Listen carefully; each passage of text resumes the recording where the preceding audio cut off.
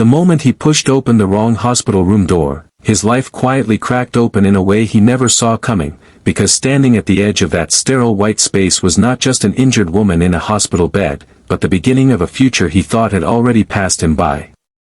He was a single father running on exhaustion and routine, carrying guilt like a second spine, and that one small mistake, one wrong room number, became the turning point that rewrote everything he believed about love, loss, and second chances.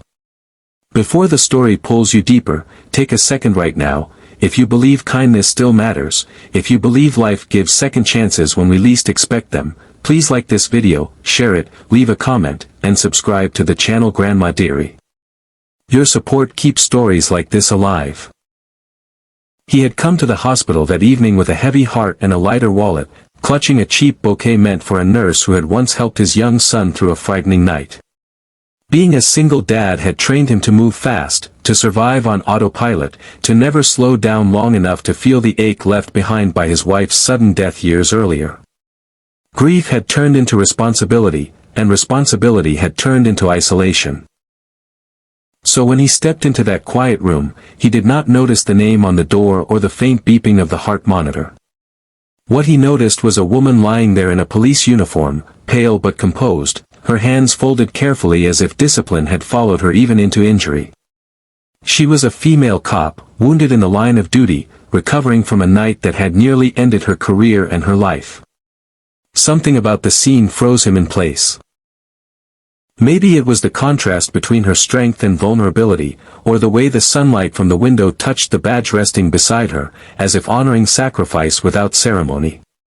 He apologized awkwardly, turned to leave, but that single pause.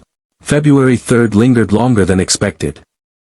Over the following days, life somehow kept pulling him back to the same floor, the same hallway, the same room. What began as accidental visits turned into shared silences, then into something warmer, heavier, and strangely familiar. They did not rush anything. Both carried invisible scars, his from years of raising a child alone while burying his own dreams, hers from a profession that demanded courage but rarely offered tenderness in return.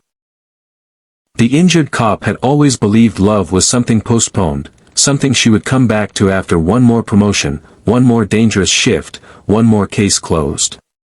Now, lying in a hospital bed, stripped of motion and authority, she was forced to confront how fragile life really was. He, on the other hand, had convinced himself that love was a chapter already finished, a story closed the day he stood beside a grave holding a toddler who did not yet understand loss. Their connection grew not through dramatic confessions but through quiet understanding. They spoke about fear without naming it, about responsibility without complaining, about hope without daring to expect it. Challenges did not disappear just because feelings began to grow. His son struggled with the idea of another woman entering their fragile world, afraid that loving again meant forgetting his mother. The female cop faced months of rehabilitation, doubts from her department, and the terrifying possibility that she might never return to duty the same way.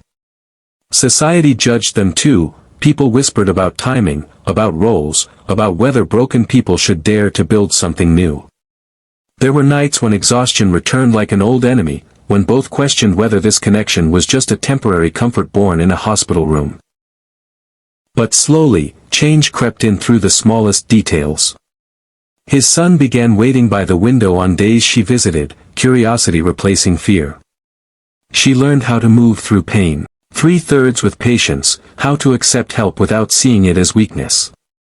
He learned that loving again did not erase the past but honored it by choosing life over loneliness. Their bond deepened not because everything became easy, but because they faced difficulty together without running away. Months later, the hospital room that once smelled of antiseptic and fear became a memory they smiled at instead of avoided. She returned to work, not unchanged but stronger in a quieter way.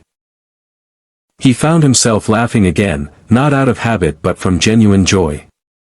The proposal did not come with fireworks or grand speeches. It came with certainty, with the understanding that love sometimes enters through the wrong door when you're too tired to look for it. Marriage did not magically fix their lives, but it gave their struggles a shared direction. They built a family stitched together by patience, respect, and resilience. The female cop became not a replacement, but a presence. Steady, protective, and deeply loving. The single dad became more than a survivor, he became a man willing to hope again. Together, they proved that the most meaningful relationships are not born from perfection, but from timing that feels wrong until it suddenly feels like fate. If this story has touched even a small part of your heart, please take a moment now to like this video, share it with someone who believes in second chances, and subscribe to Grandma Dearie. Your engagement truly helps these stories reach people who need them. And before this story ends, I have one special request. Please comment below with a single word that describes how this story made you feel. Your words matter more than you know.